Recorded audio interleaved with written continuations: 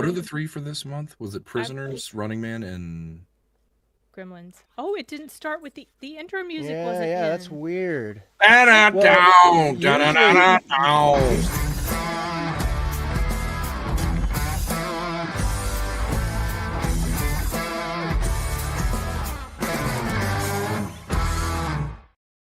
I was doing a great job. That was fucked up. That happened to me. But that's weird. Was it removed? Because I thought it was set in there as intro and outro music for. What is it? Why? Okay, good. All right. I should have done that. All right. Good work, Ryan. Thank you for that intro. Oh, what a start. Welcome, everybody, to the Cynema. Soundbooth Theater Live's movie review channel, show? Yeah. Featuring an official government-sponsored movie critic. No bad sponsor. She has 7 degrees in judging movies. She got 3 of those degrees in a school in Haiti. And at that school, I'm saving up to go to that school myself. They also have an amazing professional gift wrapping program. So, I love this ad lib storytelling going on. What do you Fantastic. mean?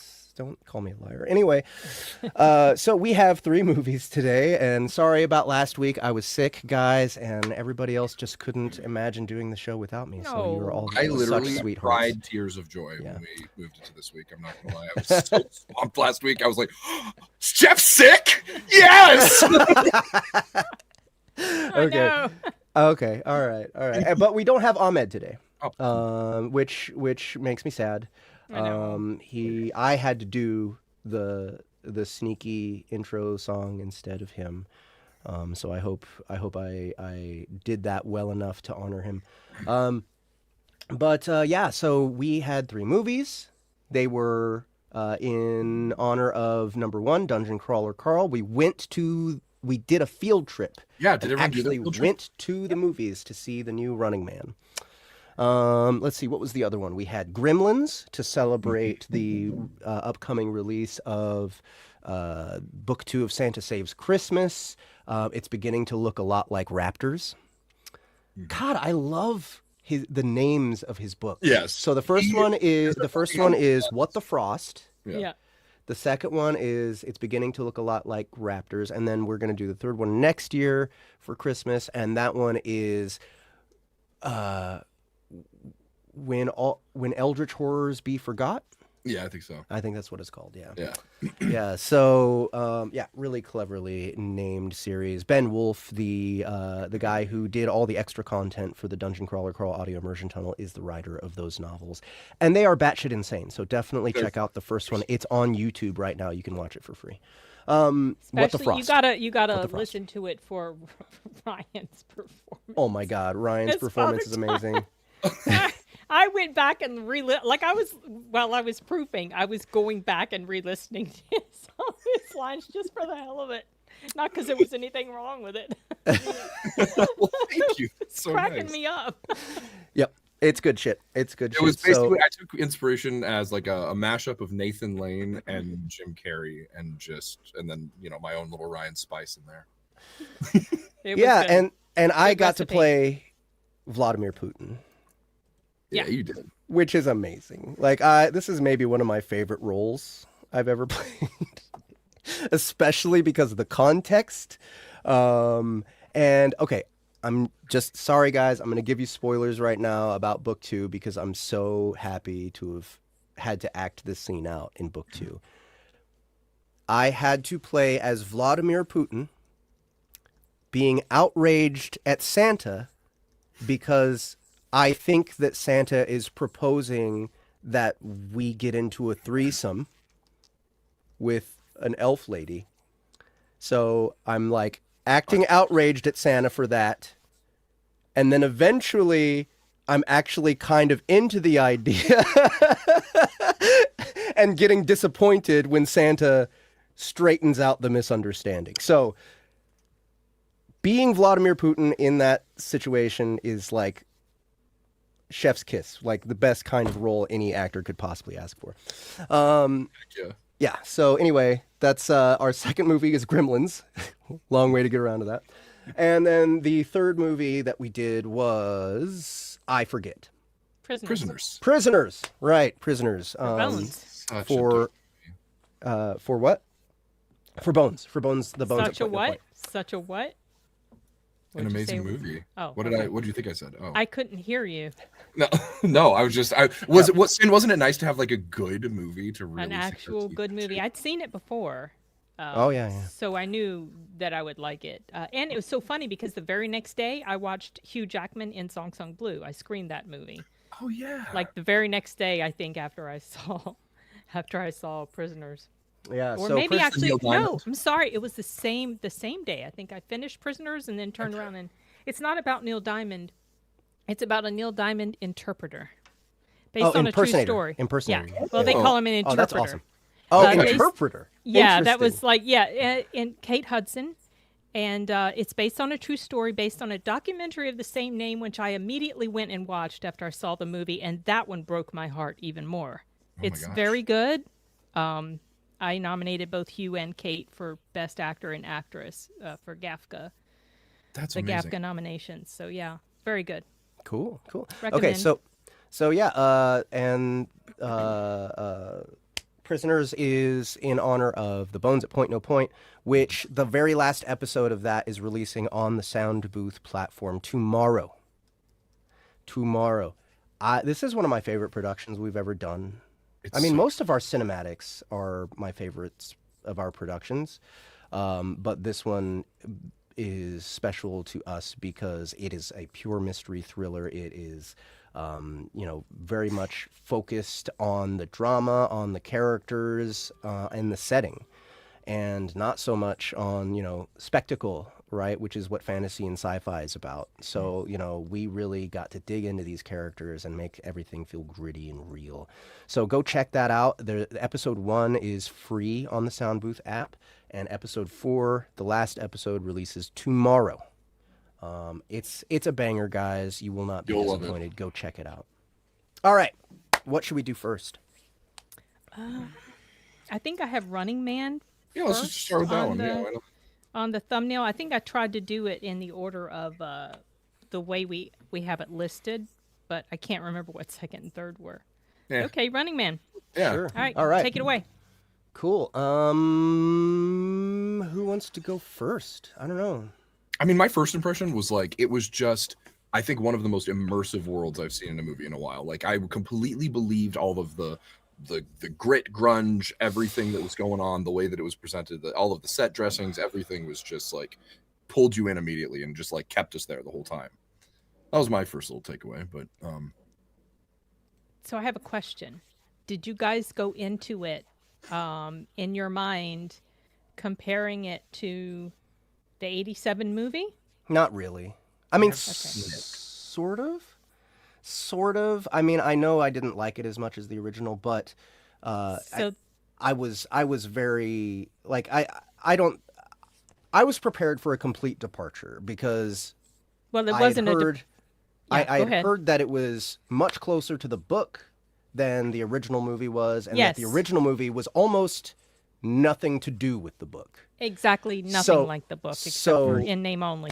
Yeah, so I had no expectations that it would be like the original movie at all. Okay, some people didn't realize this, and they were annoyed because they're like, Hollywood's remaking everything. Okay, chill. This is an interpretation of the actual book this time. Well, yeah. So I would go into these discussions and I would say, just don't think of it as a remake of the 87 movie because that one was an absolutely horrible adaptation of the book.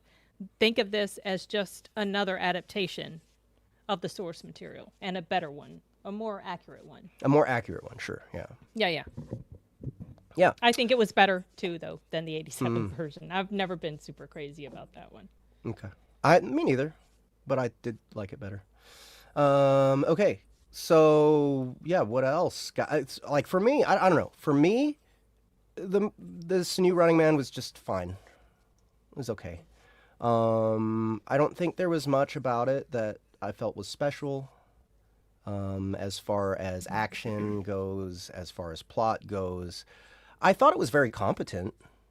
It was competently It was a good acted movie, you know. and put together. But I just found that it didn't have very much.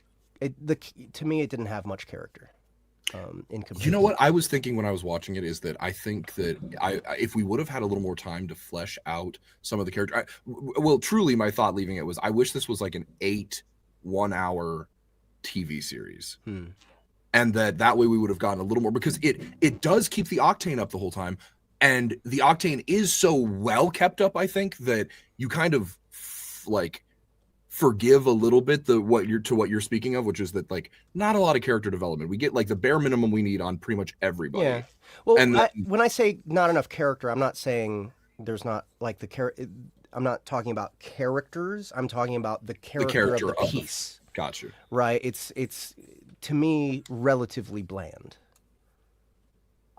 Yeah, I thought it just didn't have like the connective tissue needed. Like it was all it happened, and it was all.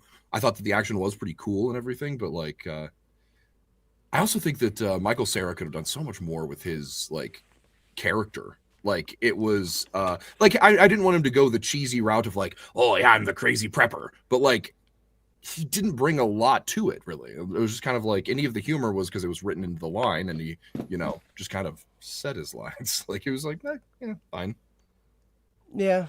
Yeah, I was actually kind of especially disappointed in Michael Cera because I felt there was so much potential with this particular character. Yeah. I thought it could have been really cool, but there's so many random choices. Like, I feel like it was just kind of a joke character that was thrown away. Yeah. Like, and it could have been hilarious. Like, because I love all of what was written into the character is great. I love the way he enjoys watching the traps go off. You know, like I like what was written about him. He just didn't bring it off the page. He just let the page do all the work. Mm-hmm. Not only that, but it's just like the kind of writing, and then this happened where it just doesn't make sense with the character or with any person ever. Yeah. You know, like just like his decision. Okay, we're gonna bring him in. It's like I don't know. It just felt like let's just move on. Yeah. That's how I felt like the writer was treating it.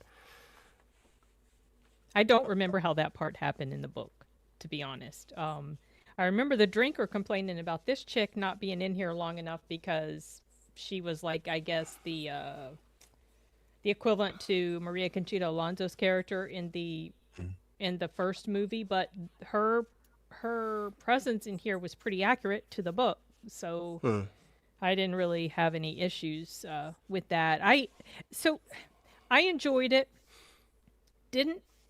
Wasn't super in love with it. Didn't hate it. I enjoyed it because I liked that it was a better representation of the book. I remember reading the book after I saw the Arnold movie. I remember I saw the Arnold movie and I was like, oh, yeah. It was just a little too cheesy and silly for me. And then I read the book and I was like, what the hell? This is nothing like the movie. What's going on? And I never forgot the ending to the book. And at the end of the movie, I was like, oh, it looks like they're really going to go there. And they kind of make you think they are, but then they don't. Yeah. They changed the ending. For the old movie or the new movie? For the ending of the new movie, it's changed from, like, it's very, very similar. Like that final battle and stuff on the plane and everything. And the fight he has with the guy, the hunter, and the injury that he receives in his abdomen. That's very, very similar, but the book ends up completely different. But one thing I remember about that, it just stood out to me, was because they were describing his injury. His guts were falling out in the book. And I was like, oh, are they really going to go? He got sliced in the guts. Are they really going to go there? They didn't. I wish they would have. I mean, I feel like that if they had stuck to the ending of the book, yes, it would have been a huge Debbie Downer. Because, spoiler alert, he doesn't make it in the end. He crashes his plane into the building. But they changed it to give this happy ending because I think they were going for a larger sort of narrative about, you know, resistance to the system and tearing down the system, which wasn't really, I don't remember that being a huge part of the book, but it was like they made it part of the messaging in this story. I mean, I'm glad it had a happy ending for him because I really don't like to see protagonists die mostly.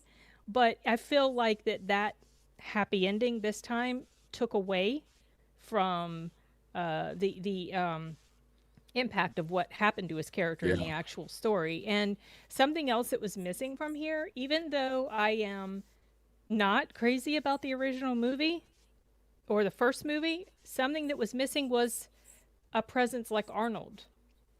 Glenn just does not have it. Mm-hmm. He just doesn't. Yep. He's okay, but he's not the type of actor that's like, oh yeah, he's totally leading man material. I'm so into his, his presence on the screen and everything. Even if the towel came off, I didn't care. Like he's not. He doesn't have that type of presence for me like Arnold does, because I just love Arnold so much, and he was just so unique, and that's unfortunate. But and oh, I don't like the way he grins. This guy. Cool. Okay. He's got a very douchey grin. Have Okay. you guys seen Maverick? Top Gun Maverick? Yeah. Oh yeah. Stupid ass Oh, smile. That. I mean, that was stupid perfect grin. for his character. And he can't help it. That's what his face does when he smiles. He totally, he's not. But it's like, I wanted to punch him when I'd see his face like that. Just like, get that look off your face. It's annoying to me. Also, when he in the scene, there was a scene where he's like being super antagonistic to the person that's interviewing him when he goes in to, try out for the game stuff. Mm-hmm. And I felt like he was overacting in that part, hugely overacting, and it was not impressive. He was trying really, really hard to come across as this super angry tough guy, and It just wasn't cutting it. it wasn't working. I mean, he Yeah. obviously, he's physically built like he could be, but it was just like he didn't have that. He just wasn't capturing that emotion that he was trying to.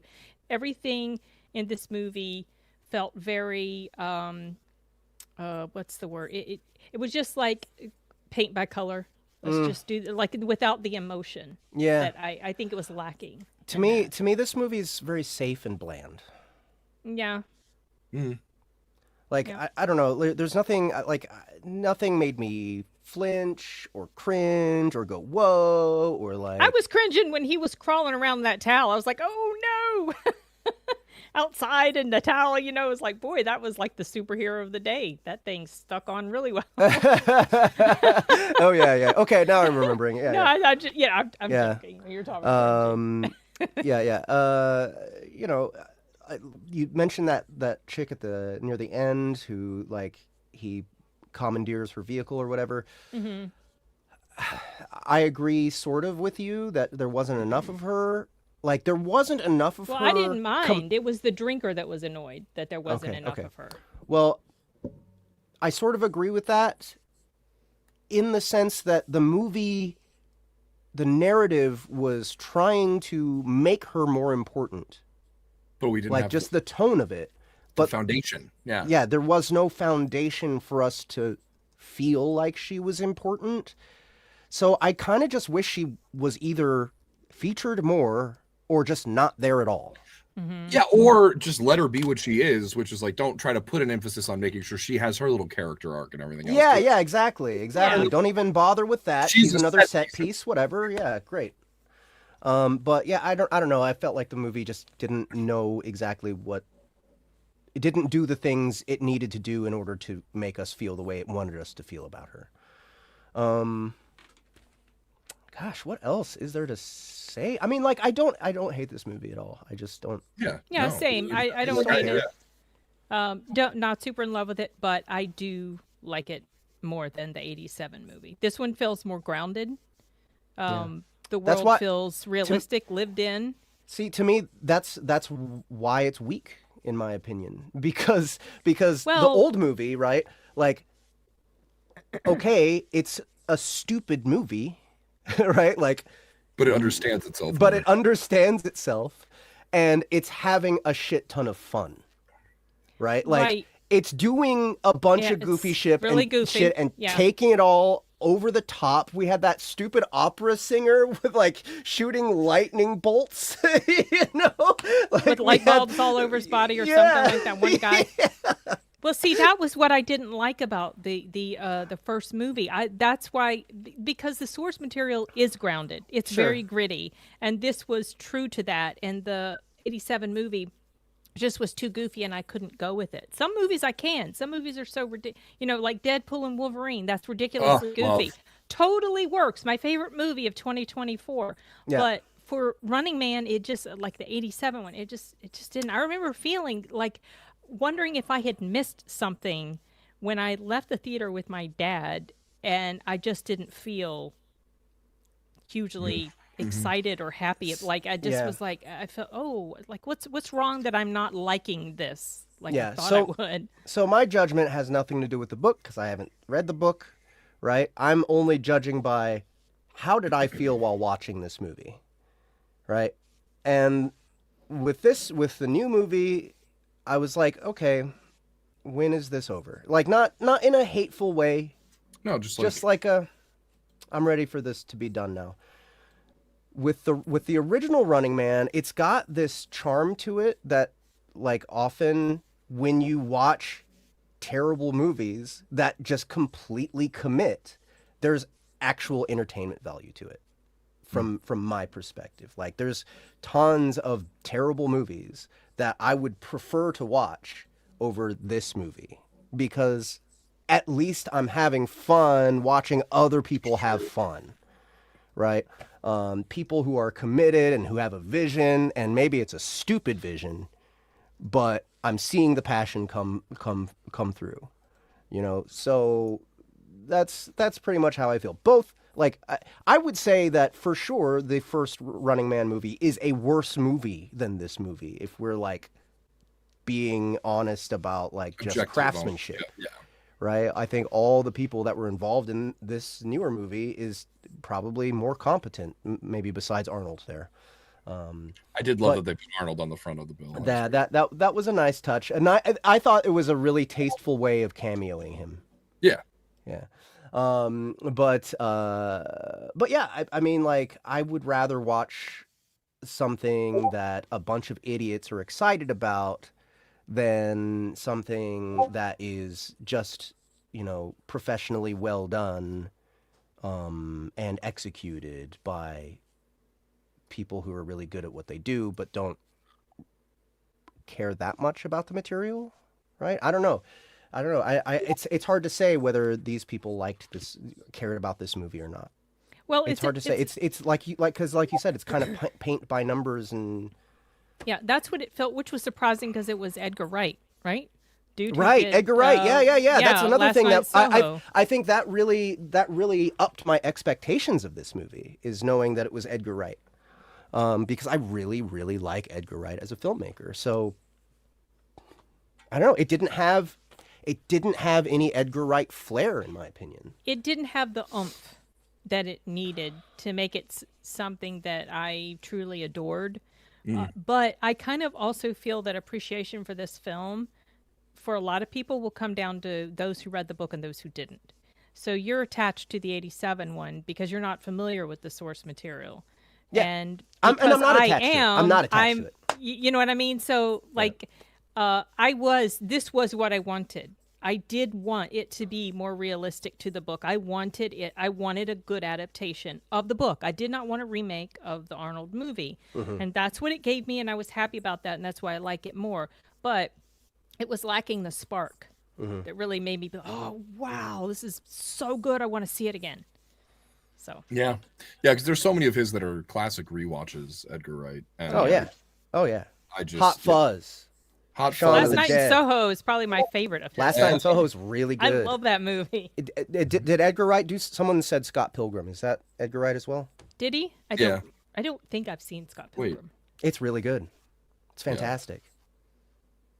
Did he do that though? But Shaun of the Dead and oh my gosh, Shaun of the Dead is. The World's End and I actually like Hot Fuzz. Fuzz better. I actually Yeah, like Hot Fuzz better than Shaun of the Dead, but like Shaun of the Dead is sick. Yeah, but this one I was like, fun. Don't need to watch it again. Yeah. So Yeah, real you quick, did it. Yeah.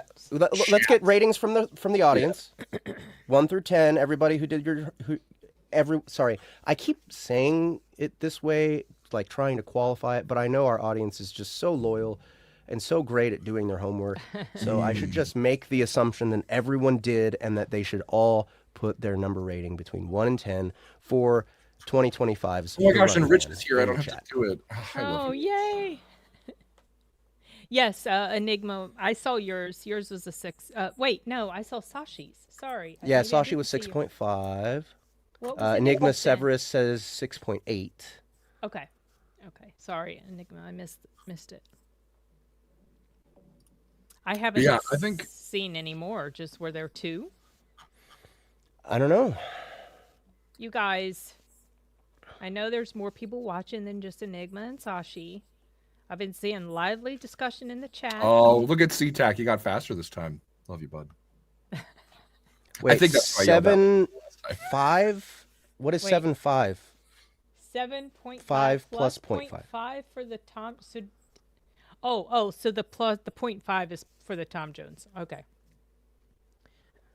So his. Yeah, is I wasn't even that 7.5. impressed with Josh Brolin in it either. I completely forgot he was in here until I saw that mentioned. The Shining is Insane gives it a 9. Okay. I love that for you. All right. See, that's also one of the things that I love about just like talking movies with people is that like there's no right answer. I'm like, I love that you loved that. That's awesome.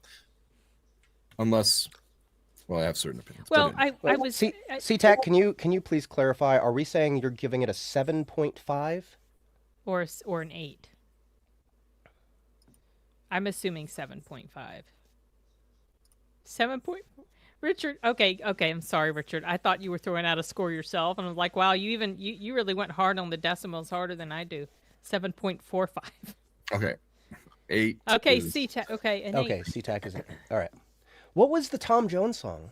I totally forgot the Tom. See, there's quite a bit in here that's forgettable. I almost forgot Coleman Domingo was in here. Which one's Coleman Domingo? He was the host. Okay. Yeah, it was just it was fine. I'm gonna say Oh, one more thing. Very disappointed in the villain reveal. That guy. yeah, I didn't care who. Yeah, Like, Oh, Lee Pace. I don't know. Right? Yeah, it just didn't. I don't know. I didn't care when he revealed. I was like, Well, it's oh, supposed he was to be a big he was deal, a but winner we- of another Running Man show. Yeah, Great. but we'd never seen him before, so it didn't matter. Like if they Yeah. had shown, maybe if they had been very persistent about showing images of like maybe he other was like the beloved one, contestants. but then he Yeah, disappeared. and they didn't kept know where it like you was, and- saw his face all the time. Yeah, that would've been exactly. cool. Yeah, because when it showed him, it's like, oh, okay, Lee Pace. Well, I knew he was going to be in here, but I didn't know who he was going to be. Oh, okay, he was one of the contestants. Yeah, I've in the never seen first that one. guy as far as I know as an actor, but like, You probably have. Yes, you have. He played in Guardians. He was the one that had the dance off with Chris Pratt at the end, or Chris Pratt tried to have the dance off with him. He's all purple or blue. Or oh, I hate that villain. That villain Yeah, is that's so him. lame. something. That's him. Great. like good, hated him then too. Yeah. I'm gonna give this one a. I'm gonna just throw my score out. I'm giving it a 6. Yeah, me too. Okay. I give it a 6.5. That's what I gave it on credit. All right. So we're at 6.33, something like Okay. Yeah, somewhere in there. that. Yeah. Heck yeah. I kind of agree Okay. with you, Sashi. It might have been better as a series. It's almost like Ryan said that 30 minutes ago. Yeah. It's almost like that. It's close. It's very close to that. Yeah. It's 6.5 on IMDb. All right. Yeah. It's fine. It's serviceable. That part was cool. Mm. The person's head getting. Yeah, I was gonna say I actually like. I know you said you didn't love it. I thought the violence was well executed. I thought that all looked pretty cool. So Michael, what's his name? Sarah? Michael Sarah? Mhm. He was funnier and better in the Phoenician Scheme from earlier this year with Benicio Oh, yeah. del Toro. I really Haven't seen liked his performance in there. Did not see. I Okay. totally forgot William H. Macy was in there too, and Yeah. see, that's like this thing is not super memorable, unfortunately. Well, because you only get like 10 seconds of character from everybody except for Yeah. Glenn. You're just with him the whole time. But yeah. Yeah. Okay. So moving on. That's the Running Man. All right. What's next? Gremlins or Let's what do the fuck? Gremlins. It's yeah, Gremlins. let's do Gremlins. Okay, so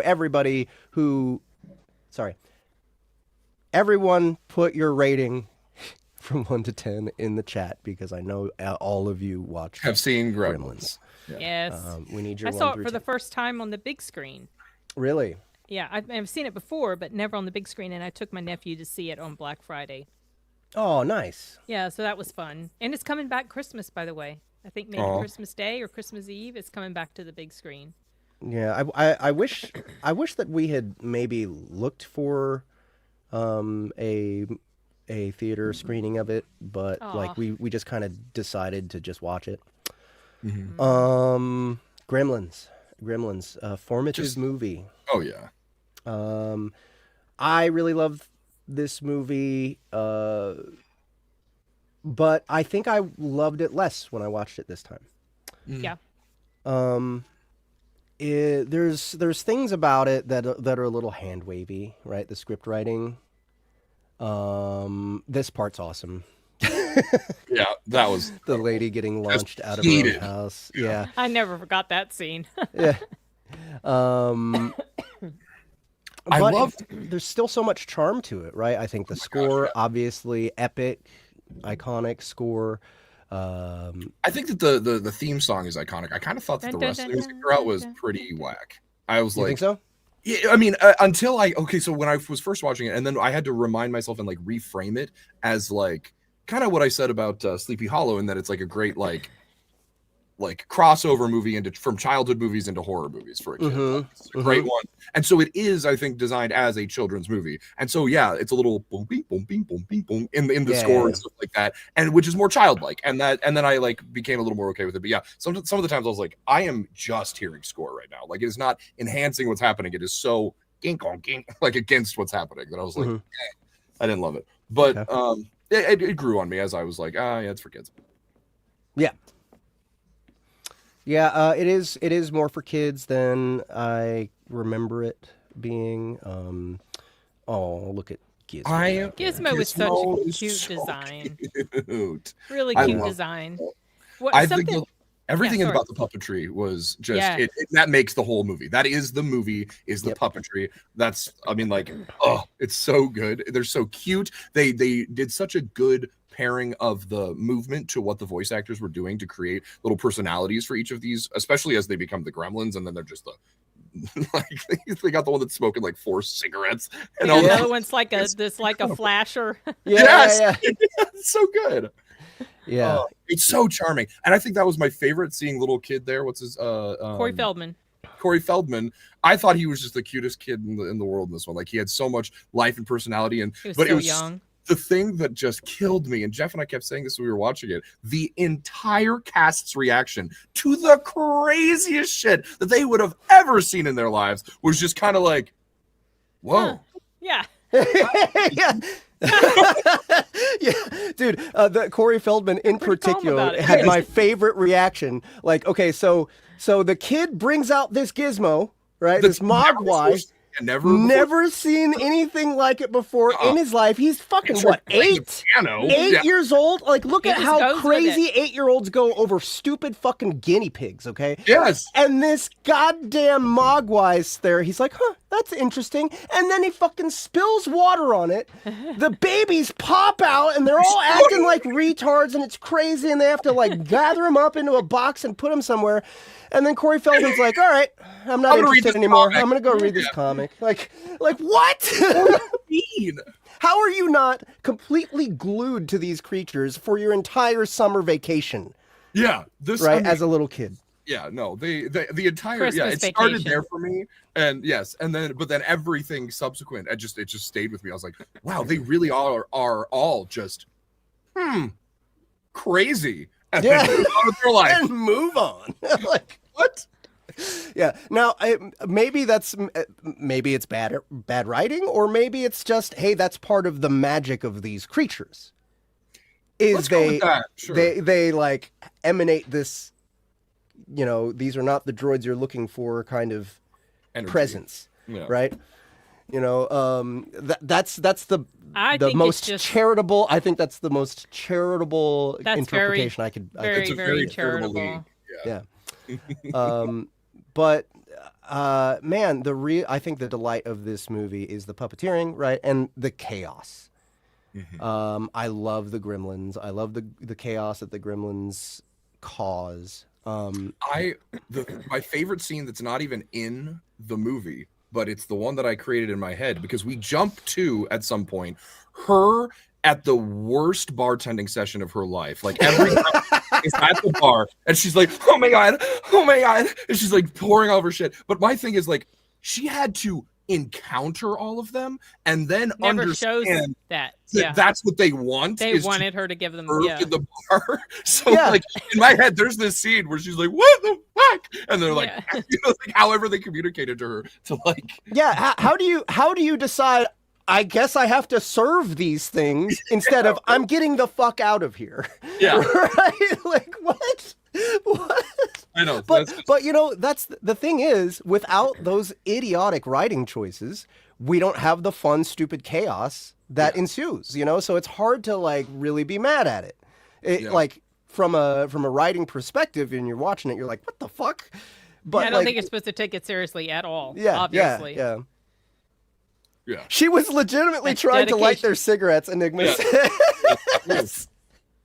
Yeah, and Sashi says that's dedication to the job. Yeah. Really, she was after them, Good. after them tips.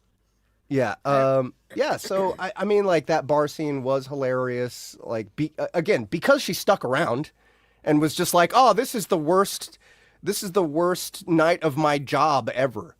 You know, like, like not what the fuck is going on? We're being invaded by aliens. Like, my job sucks. God damn it. Like, that pool transformation scene was so sick. Yeah, that was good. Right amount of light, the dry ice coming up, or whatever they ended up using, but like it just, and then just like that slow pull back, and you see the whole thing. I was like mesmerized. I was like, yeah, and you don't even have to see the aftermath. You just know it's going to be bad. Yeah. So great. Yeah. Someone says, back in my day, we took our job seriously. Yeah. Yeah. What else about this movie in particular? Everything is so stock, like, and it felt very, I don't know, just the all the movies that I grew up with as a kid. It's just like, yeah, there's like, I mean, we basically have Elmira Gulch as the bad guy. She's like, I'll get your dog too. Yes, that woman was so over the top evil, and everyone around her was just like, yep, I guess that's reasonable. Well, but they were so scared of her for some reason. Also, that was the worst chainsaw in the entire fucking world. I've never seen a chainsaw that couldn't go through a wood bat in 2 seconds. Right. Poor Stripe. He just picked the wrong chainsaw. Yeah, yeah. Well, it was an electric one. Maybe that's why. Oh man, Gizmo's fear was very palpable. Yeah, he was so adorable when he was afraid. So cute. So cute. And last thing I wanted to talk about was I was so surprised at how much of a badass his mom was. Yeah, his mom came out just murking like every gremlin she came across. What, 3 or 4? It was so I think. Cool. Yeah. She was not fucking around. Yeah. I also just love that, like, where so often like you get like there's the classic like stuff's bad at home, so our child protagonist or teen protagonist needs to go out and explore the world to get away. They had the most healthy whack family ever. Like it was like everyone just accepted. She was like, well, I'm getting my sludge coffee again. Yeah. Dude, they went completely ham on how awful of an inventor he was. Yes. Like they filled the entire house, and 20% of the film is them using inventions that don't work. Yep. Like seriously, they just stuck to that joke over and over. Know what? And somehow I never got sick of it. It kind of ties into like him being a really bad inventor, creating these things and then, leaving them with people. And then there's like all this destruction that happens because of it. Enigma makes a point that I think is pretty funny. And it ties in with that. He said the fact that the father was the one who brought the little sucker and did not experience any of the chaos is hilarious. Yes. He was at his convention the whole time. Like truly, that man just leaves his family in the wake of his poor inventions and poor inventions, and they're just like, "Oh, Dad, oh, that's cute."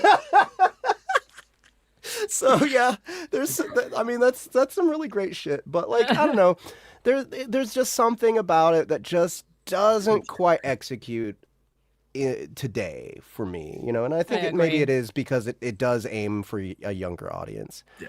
But there's still so much to enjoy. Yeah, it's still enjoyable. Yeah, sure. Yeah. You guys got anything else? And do we have any more numbers in the We got chat? a few earlier. I think Rich has definitely been keeping up. Okay, thank you, Rich. Yeah, I'm gonna go with an 8 for this one for me. Oh wow. Enigma, did you already answer earlier? He gives it a 7, but we had some other scores come through. I thought I saw a 9. And then there's an 8.5. Okay, Enigma's a 7. We got Sashi with a 7. And we got an 8.5 for SeaTac. No, I didn't see a 9. I'm sorry. 9 was for the first movie. Sorry about that. You dolt. Oh, Okay, this was 3? your first time watching it? 3 ratings? Oh, Enigma. Okay, so Ryan gives it an 8. I give it a 7.5. I give it a 7. Yeah. Okay. I think all of those are kind of in the range. I was being on the generous side, but I think my first reaction was 7. So yeah. Yeah, that's like my gut when I think about Gremlins. I think, it's fun. Not the best movie ever. Don't hate it. It's kind of warm fuzzy type of film. So I had this thought, this super duper stoned thought Okay. while I was watching this movie. And that was that Soundbooth Theater and Matt Dinniman should make a Gremlins type movie. Oh yeah. Matt Movie Dinniman or- should write it. No, a movie. Okay. A movie. Okay. And I'm talking puppets and everything, right? But two of Matt's favorite movies are Attack of the Killer Tomatoes Oh gosh. and Okay. Critters. Mm-hmm. Okay. So Matt would be amazing at this. Okay. God, yeah. You should text him this. I should. I legitimately think this is a good idea. As stoned as I was, I revisited the idea after I woke up, and I was And you're like, like, no, this still is still good a great idea. And Matt's okay. And so the reason it'll work is because Matt's a really good writer. Yes. Mm-hmm. So Yeah. Yeah. We're gonna have to do it. I'm gonna try and convince him. Okay, cool. So that's Gremlins, guys. And remember, this is in honor of Santa Saves Christmas. So go to the Soundbooth app, pick up book 1, and then book 2 is coming out like on Christmas Eve, I believe. So definitely go check it out, guys. There's time traveling raptors. There's Vladimir Putin. There's Again. Father Time. Oh, Father Time is back.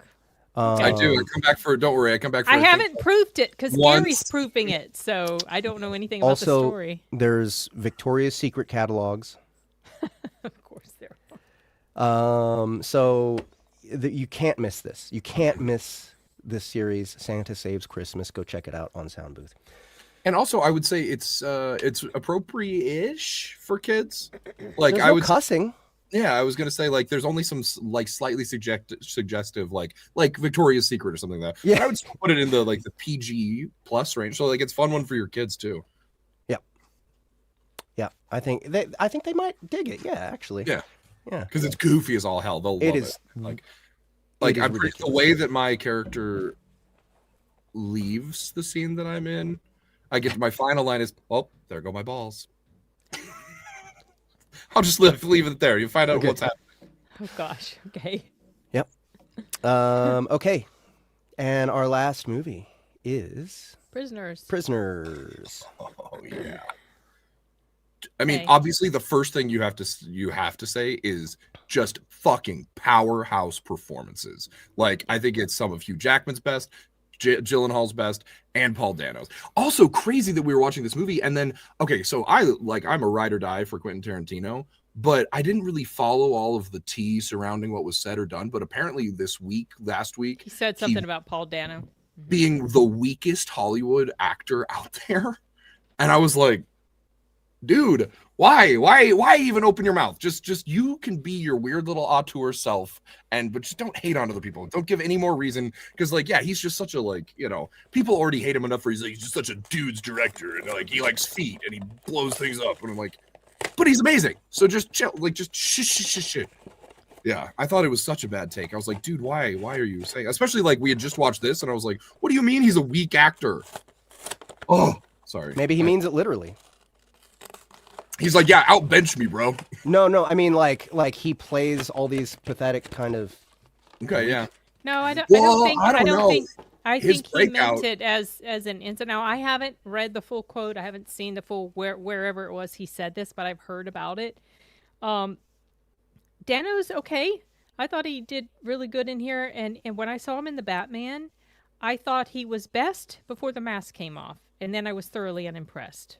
And I thought he was, yeah. I mean, I was just like, no, that face doesn't go with that scariness that we were presented with earlier. Just no, couldn't take him seriously as the Riddler. He was good in here because he's playing a.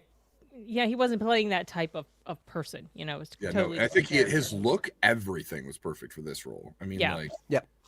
oh, and then if you've also ever seen There Will Be Blood, I think he's great as that, like, Have not seen that. the evangelist. He's like, Yeah. There Will Be Blood. He's awesome. Mhm. For So sure. I'm like, But he's also a pathetic kind of like worm. You know, like Yeah. that's kind of just his typecast, right? yeah. Oh my gosh. And like just the, I love when actors don't go cross the line into like endangering the people they're with or whatever, but Hugh was not supposed to break that sink. That was he just did that. Interesting. I didn't. And know so that whole moment that's in the film was just like, because it is just that one, it's like a slow push in to him, just like, where's my daughter? The whole, oh my God, it's just, it's breathtaking, heartbreaking. It is the perfect scene. I love, oh God.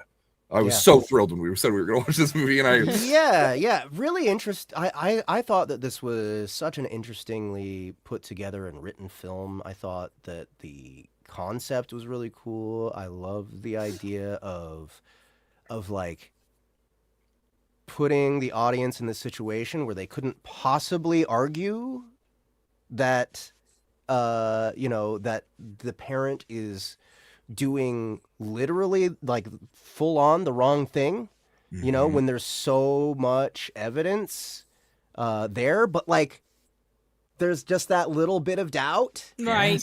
But he did not give up on his instinct. I mean, he knew something. And he knows something. He was right. He was. I know, right. and that's the thing. That's the thing that makes it so. But not as right Not as in the it way needs that he to be. thought. Yeah. In Yeah. order for you to torture a guy, just know. like, oh, dude, it was that. But when that you're was talking my- about your kids, yeah, I know. I was gonna say if that's my baby. Oh, yeah, like you could totally identify with because he felt so helpless and he felt like the police weren't doing what they should do, and he felt like he knew, and he was just taking matters into his own hands. I mean, there have been parents that have done some very violent and awful stuff to people that they knew had hurt their kids. yeah. Sometimes it's been done very publicly. Oh yeah. There was a famous case of like I think it was like some sort of karate instructor that was like molesting a kid, and very famously the guy's getting taken out of the airplane and being transferred somewhere, and the dad comes up and pops him right on live TV. Yep. There's also another one. And it's like, Yeah. fuck yeah. Yeah, There's I'm also sorry, another one. Did you see the one where this guy, same sort of situation, the guy's being taken down the hall or wherever he was, and the father was at the phone? Oh, that's the one. That's the one. Yeah, I that's mean. the one. That's the one. Okay, I thought. Okay, the way you described it made it sound like it was outside somewhere. No, Yeah, Sorry, yeah, I think I said he was getting off a plane, but I meant like he was Yeah, in an that airport. one. And yes, Yeah. it's that. he just took him out. Yeah. Because I mean, But I could also, not- I don't think he got any Go prison ahead. time either. Thank God. Like the dad. I don't I don't know. know because I don't know pretty enough about that story. I'll have to look that up. But yeah, Um, I think that this movie so captures that desperation and that yes. like oh, The And they're the slow reveal of their terror as they realized that their kids were missing. they were able to capture. It felt like we didn't skip a moment of We're time. watching it in real Where time. obviously, yes, I was like the way that it's like and the mom's disassociation and reliance on her meds and everything, and the way that every character handled the situation was just so believable and heartbreaking. And Yeah. I mean, Oh man, I loved the way that the black couple were involved in this. Yeah. Mhm. like the father gets roped in by Hugh Jackman, and he's doubtful about it the whole time, right? And then he finally tells his wife, and his wife's like, okay, yeah, let's do this, right? Well, but the then wife she at gets first, there, and she's yeah. like, but we can't do this. Like, this has to happen, but we can't do Well, so we're like, gonna let him do we it. need to let him, Yeah. And it's just like so realistic. I know. that- This is like, I think, one of my favorite character studies of a movie Yeah. ever. Like that, it's just like, yes, the plot's great, but it's really just when you look at all the characters and how they fit together and the decision. I mean, it's just so intricate and beautifully written. It's crazy. Mhm. And then there's that whole other pedophile guy that's like trying to emulate which I love. David Dasmalchian. Who Well, also was he an okay? How did that Was work? he a pedophile?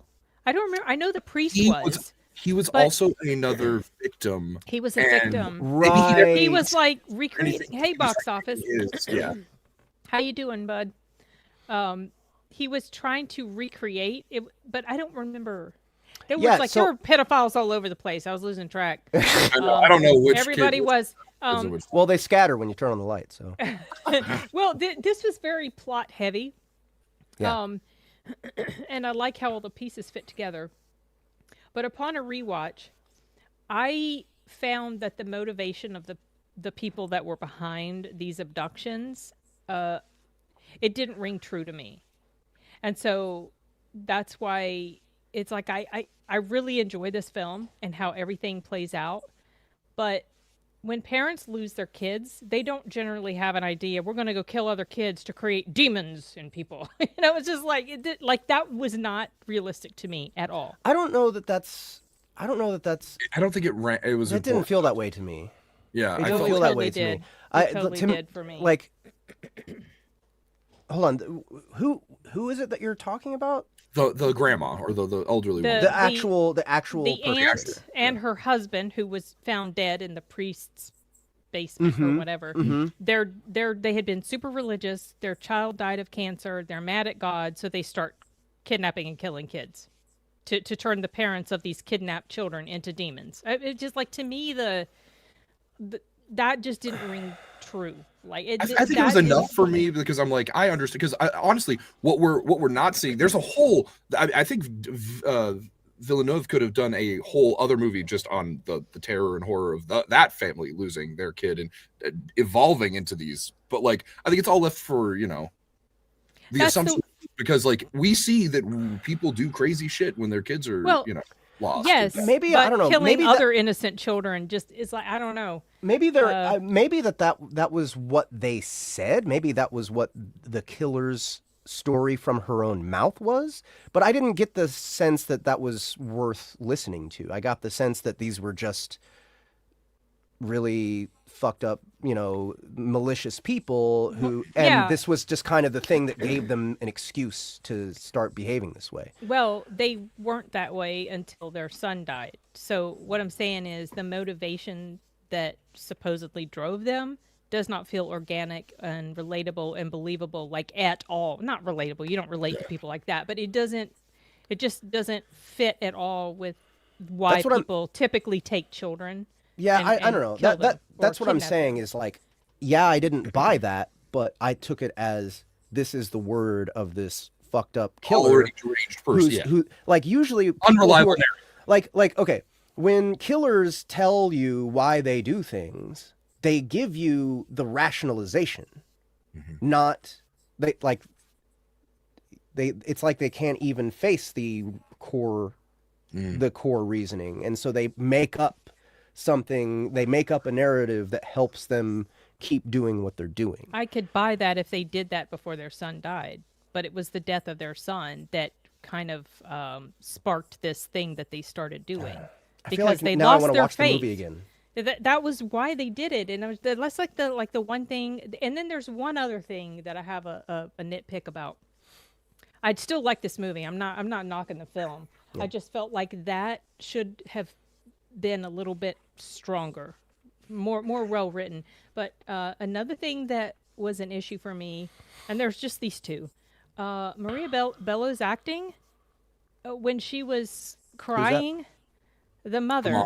The white mom. The white mom. Okay. I don't think she did very good. during those scenes. She's crying, no tears. I didn't buy that she was truly sorry. I know that she was supposed to be, but I don't think she pulled that off very well. She did best when she was like being normal Catatonic. before everything went to shit. That's when her acting was best. When the kids were taken, and she would be having these crying fits. I wasn't buying it. I bought it. I don't think she was very good. In other words, I feel like she was the weak link out of all four. She was it was catatonic, and I also assumed, like, once you have sobbed and sobbed and sobbed, you can dry. I didn't feel so much as like, oh, I'm watching an actor fake cry, as like she is exhausted from all the previous tears and just everything that she's gone through. This is all that's left. Yeah, but also she wasn't a terribly important character. Yeah. So I didn't notice if she didn't pull off what she needed to pull off. So Viola Davis's acting is so much better. Oh yeah, but she's more involved. She's more involved in she's more involved directly with but that scene where she was talking to him in the bathroom and she's trying to appeal to his humanity. She was very, very good. Oh my gosh. Yeah, beautiful. Yeah, I want to talk about Paul Dano a little bit too, because I like not just him as the actor, but I just thought that the character himself was so interesting in the way they executed making us think that he was the killer, right? Like someone mentioned the part where he picks up the dog. Oh yeah. By the leash. Yeah. Right? And like that was the moment for me that I was like, oh, he's showing off and he's teasing Hugh Jackman. But I don't, now that I know the whole, that's the thing is, I don't think he did. I made that mistake, and I think maybe the film wanted me to make that mistake. Misdirection. Yeah. Oh yes, exactly. Yeah.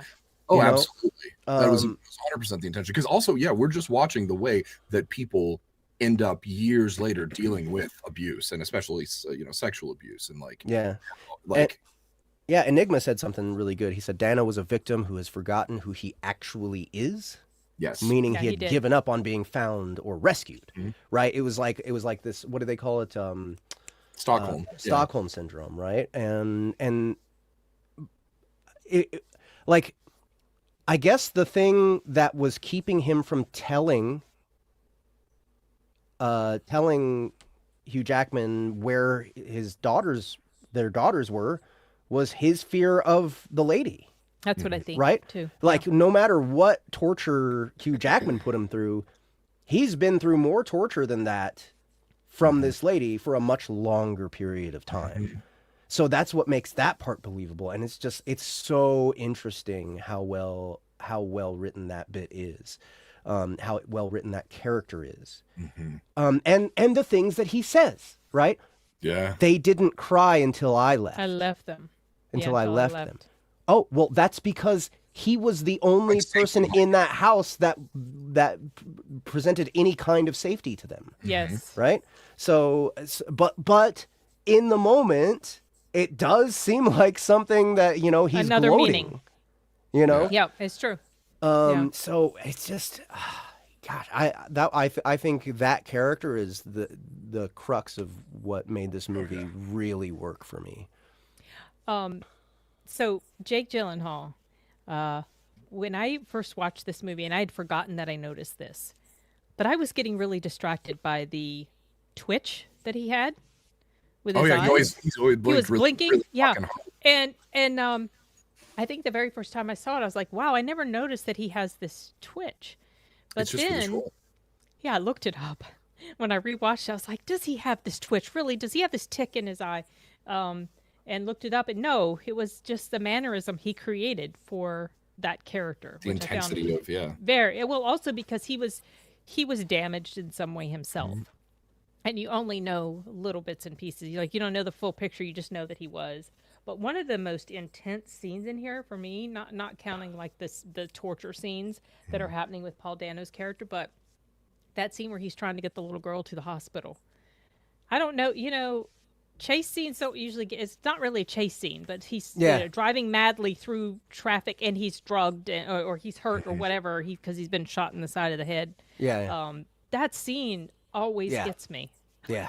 Just like, wow, that hospital can't get here soon enough. I know.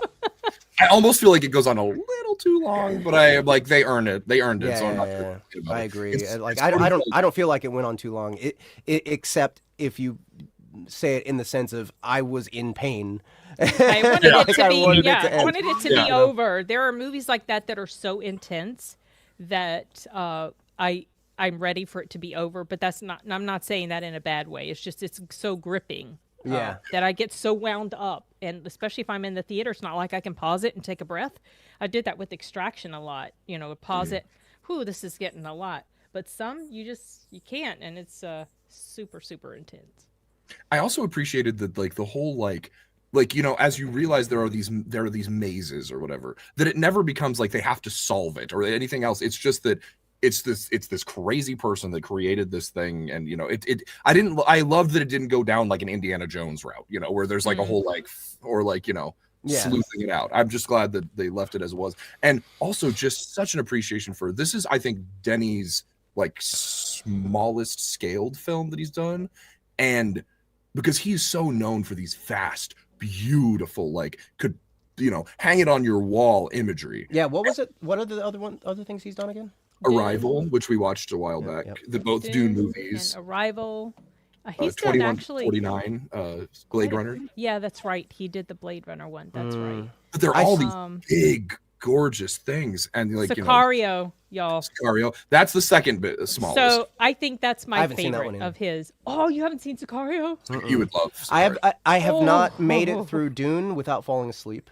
I'm not crazy about Dune, but it's just because I don't like the source material. I like the source material doesn't do anything for me. So I adore Dune. I saw it twice in theaters. I completely am not going to argue with like the pace or whatever, but I think that it's filled with so much. Like, yeah, I can understand. Oh, it is, but it is so good. But Box Office Brawler said, this is Denny's best film. Fight me, and okay. So Jackson, have you seen Sicario? Because there's a lot of movies you have not seen, my boy. Watch Sicario and then let me know. But I think will Sicario is my this one favorite. Arrival for me. Arrival isn't my top. I think I just answered my own question. Arrival is better for me than this one. But I mean, they're both.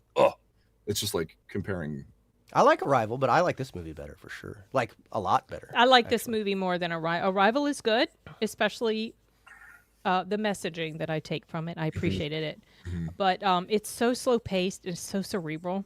It's just Dune is too big, and I don't really care. And it's beautiful to look at, but I'm not invested in the characters at all.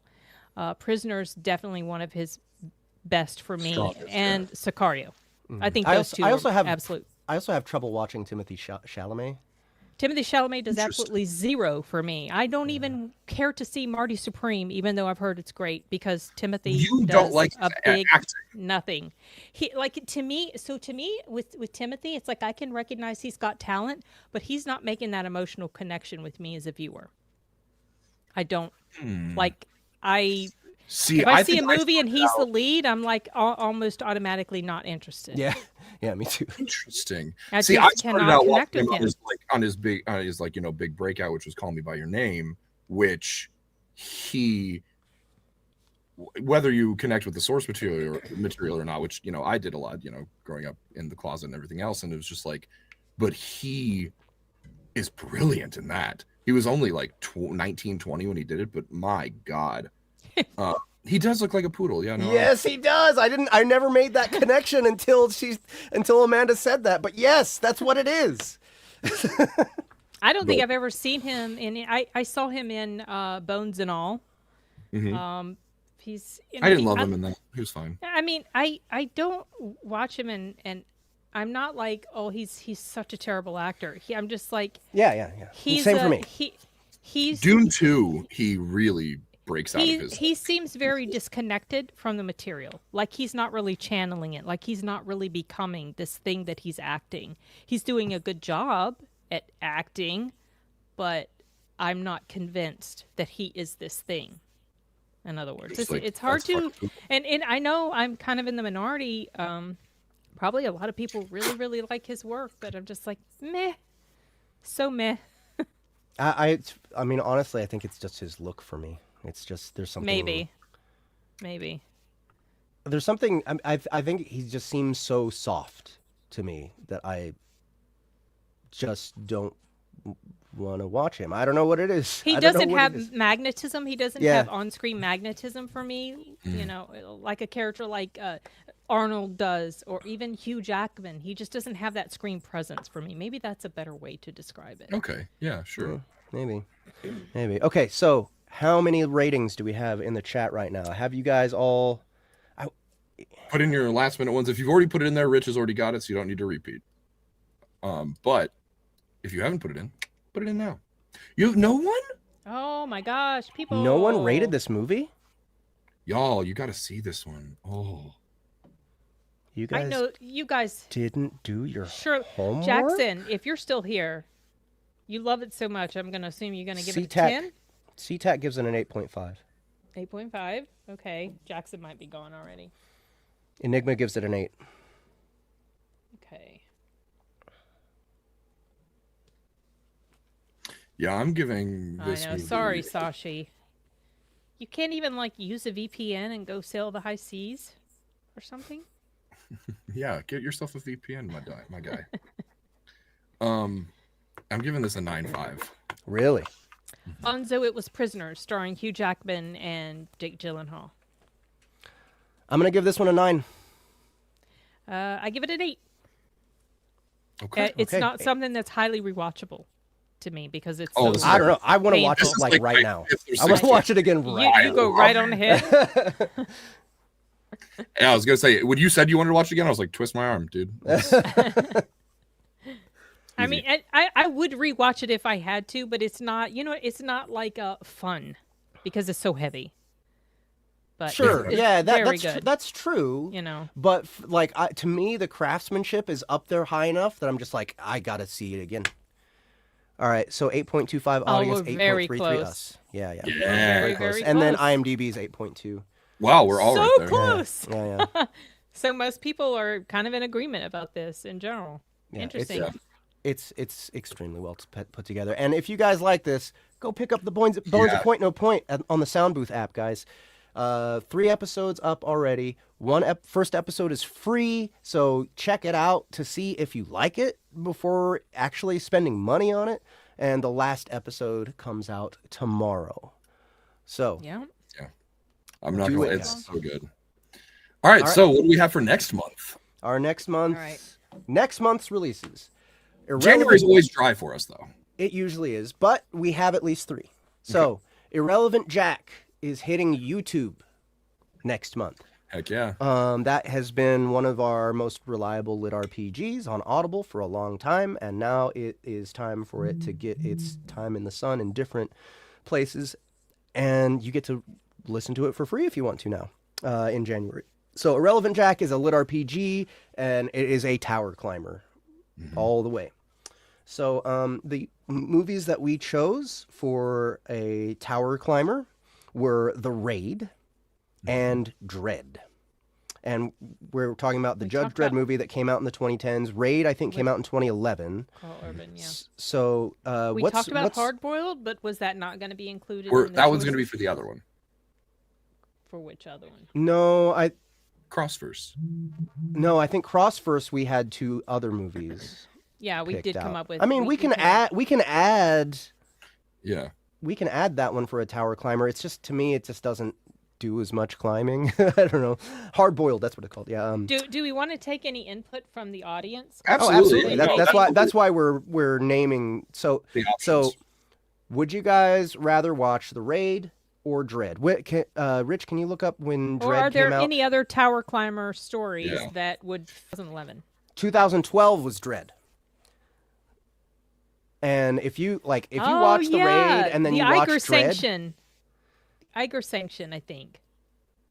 I've What? never seen that, and I bought the Blu-ray. what is it? What? It's a tower. Oh! Someone's in chat. I was like, what? Yeah, It's not a one shot. I'm not saying it is. he's climbing a mountain, so it's a rock. And it's some sort of mission he's on, and What's it I've heard called? nothing but good things about it. I bought the Blu-ray blind because I have not seen it. What is it called? Sorry. I think it's called the Iger Sanction. It's Clint Eastwood, and rock climbers have said it's one of the most accurate depictions of rock climbing. Oh, interesting.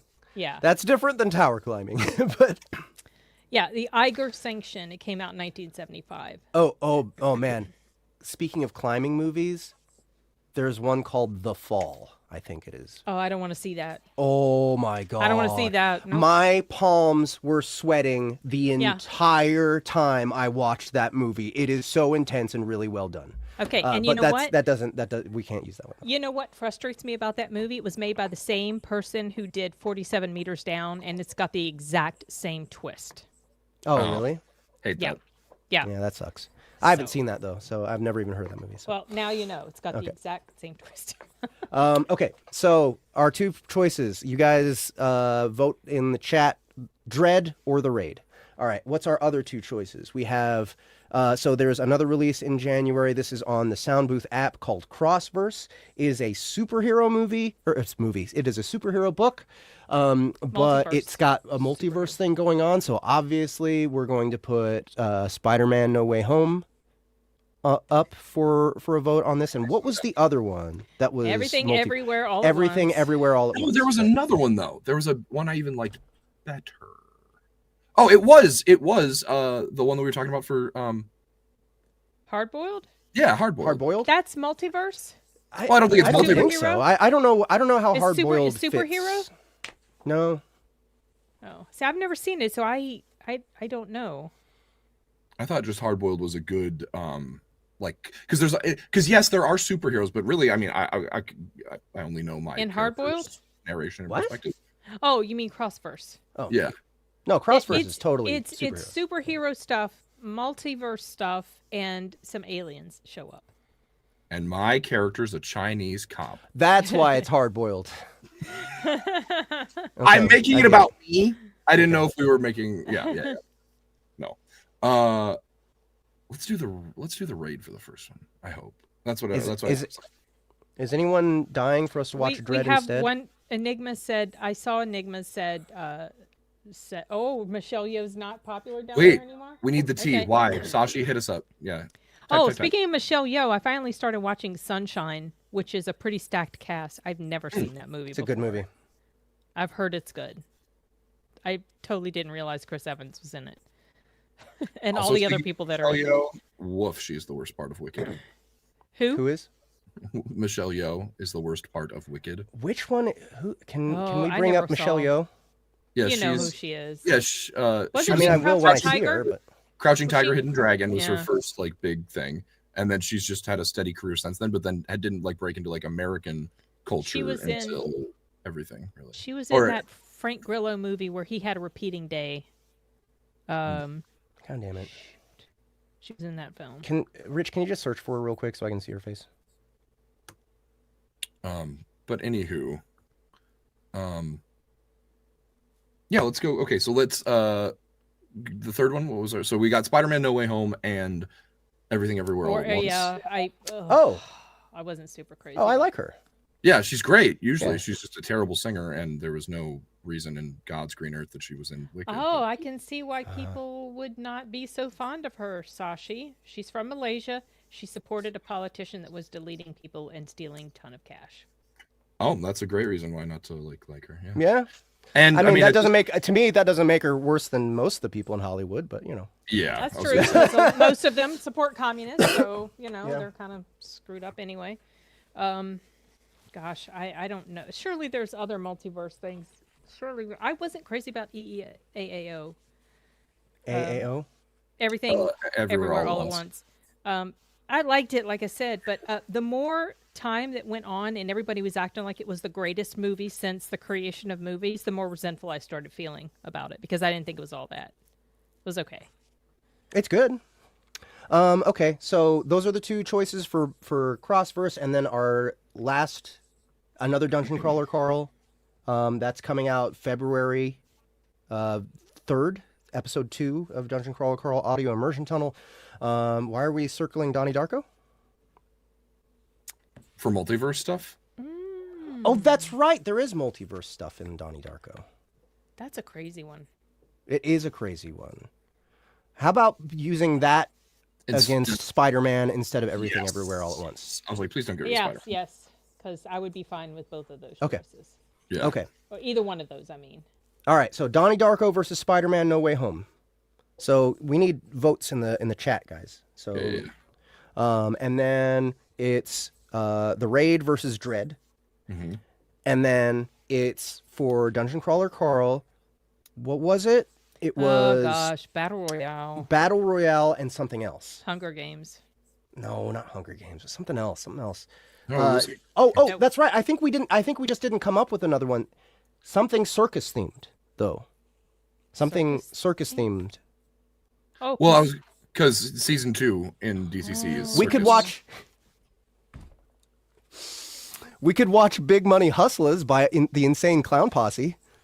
no, that absolutely sounds something like I do not want to see that. I don't think I'll just sit out that conversation. Oh I can boy, immediately Ryan, tell. Ryan, you and I need to get really drunk and high and watch that sometime. It is done. Hard pass.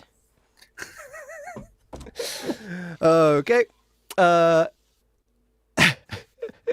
Brother gosh, Ruddick, there's got to be something better than Something this. wicked this way comes. is that a circus? That movie? is kind of a Ooh. yes, kind of, and it's like a horror-ish, and I've seen it once decades ago. Is it a Disney movie? No, it's not. Jonathan a Disney movie. Price? Oh, guys, I don't know, man. What do you think of this one? I would rather see was that pretty over Battle Royale or in Hunger Games. I don't What? know. I feel like let's put it between Battle Royale and this one. Okay. Something wicked this way comes. All right, so we got 3 different votes. We get a Donnie Darko in here. All right, are we seeing any?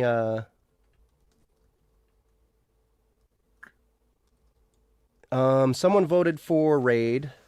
Yeah, I've seen. Oh, I know which one you're talking about. One Enigma. You're talking about the Guillermo del Toro movie that came out.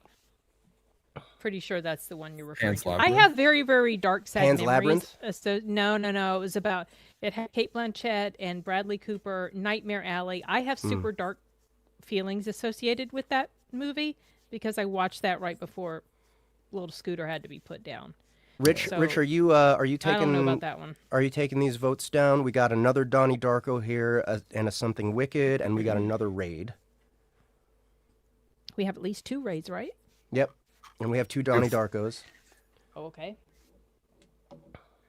No, no, don't apologize, Enigma. It's just, I don't know. When I think of that movie, I think of Scooter immediately because those were pretty dark days, pretty sad days.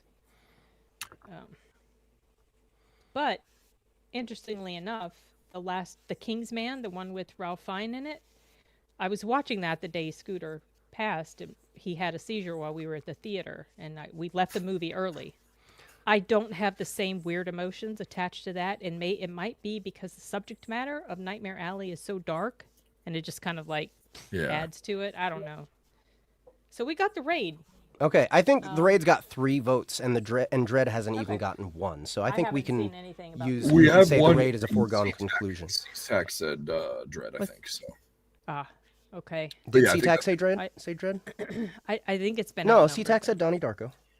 He said I'm sorry. seeing- I'm sorry. Yeah. CTAC said no. CTAC didn't even. Yeah. 8:13 p.m. He said Dread. No, you're right. You're right. I have a terrible habit of being right. Can't break it. Raid and Donnie Darko so far, and we have 1 vote for Something Wicked and no. What was the other one? Battle Royale. I am fine with not watching Battle Royale. So any other arguments? I feel Or like anyone else want to vote for Something Wicked or for Battle Royale? Sorry. What were you going to say, Ryan? No, I'm just torn because I remember being like, I thought that Donnie Darko was a little overhyped, but Yeah. I also saw it a long while ago, so I should do a rewatch. But I really loved No Way Home. I thought that was like one of my favorite movies. Yeah. So I'm like, oh, I don't know which I've one. seen Donnie Darko more recently than I've seen No Way Home. I saw it for really? the first time like last year. Oh. Oh, Yeah, because Joe Bob Briggs came into town, and that was one of the movies he showed. Mhm. And then after that, I bought the Blu-ray that has, or I bought 2 versions of it that because there's like the director's cut, and then there's the theatrical cut, and the director's cut is like supposed to be so much more like mind blowing or whatever. Haven't seen that one on yet. Donnie Darko. Yes, Donnie Darko. All right, then let's watch that cut. The director's cut? The director's cut? Okay, because Yeah. I haven't seen that full one. Yeah, because that'll be a good way of, I think, I Right. always try to watch director's cuts anyways, because I feel like it's usually the producers are getting in the way of things anyway. So it's like, So one thing that I have to say about Donnie Darko, and probably the only thing that I really remember, is the opening. The Tears for Fears? Yes. I had That's never kind of even like, heard that song before when Are I you saw serious? that movie. Yeah. What? So like that part is imprinted in my mind because it just feels so perfect It with fits the with scene. the theme. And that became one of my all-time favorite guilty pleasure songs. For I love that sure. song. I love that song. Okay. all right, let's do Donnie Darko director cut. All right. Okay. Donnie Let's do Raid. Darko. We're Donnie doing Darko. Raid. Donnie Darko. Anyone else want to stick up for Battle Royale? Gary Jules Instead of- version for sure, Sashi. Yes, Wait, I what's love this? Gary Jules version Of what? of Everybody Wants to Rule the World. Oh. I don't know yeah, if I've yeah. heard it. Have you not heard Shout? Do you know Tears for Fears? at Yeah, all? yeah, I've heard Shout. Oh, okay. I've heard Tears for Fears before, just not that song. Yeah. Oh my gosh. Okay, that one was a big one back in the 80s. Oh, I don't know. I feel like Battle Royale would be so good. I've never seen Battle Royale, and I've never seen Something Wicked. So I had heard great things about Battle Royale, and when I watched it, I was unimpressed. I heard it's a very like it had a big impact on Tarantino and his direction on Kill Bill. Kill Bill. Yep. So that's kind of why I want to see it. Yeah. It's good. It's legit. But I'm honestly a little more intrigued by Something Wicked This Way Comes. It's been So- decades since I've seen that, and it's Oh, so only you been a have seen few years. I Yeah. have, but long time ago, and I don't remember anything about it. Just I have like a basic vibe in my brain, but I don't remember details. Okay. So Going it'd be once. like I'm watching gonna it. put my vote on Battle Royale. Okay. Well, Jeff and I are out. So we're 1-1, and then with us it's 3-1. So you're fucked, Ryan. Put a pin in it, Ryan. Maybe one day we'll come back to it. Oh, you think we'll ever come back to DCC? No way. Oh, never. I think this is like DCC is going to be around forever. All right, guys, we got our 3 pieces of homework and what they are set up to promote. Irrelevant Jack is being promoted by The Raid. Is there a subtitle to that movie? What do you The mean? Raid Redemption? Is that it? Redemption was the second one I thought. Was it? Let's see. Hold on. There were 2. I have not seen the second one. Have you? I have not seen the second one. Released I'm as sure The Raid Redemption in the United States. Okay. Yeah, so I'm pretty sure. Yeah, we're good. All right, so The Raid Redemption, if you're a fucking Yankee. All right. And then the second thing that we are promoting is Crossverse, which is hitting the Soundbooth platform on January 21st, 2026. That is a multiverse superhero movie, and we are watching Donnie Darko in honor of that. And then the third movie that we're watching is Something Wicked This Way Comes in honor of Dungeon Crawler Carl, the Audio Immersion Tunnel Season 2, releasing at the beginning of the second episode releasing at the beginning of February. So yeah, that's it, guys. Thank you so much for coming and hanging out with us Yes. and watching movies with us. I know you guys will do your homework. You Please will do. absolutely do your homework. Watch these 3 movies within this next month so that we can talk about it together. You guys have anything else to say? No, except I love you all. I That's love all Love of you you too. peoples. Aww. All right, guys. Thank you so much for coming. Great stream today, and we'll catch you in a month. Bye. Happy holidays, everyone. Yes. Where is it? Hold on.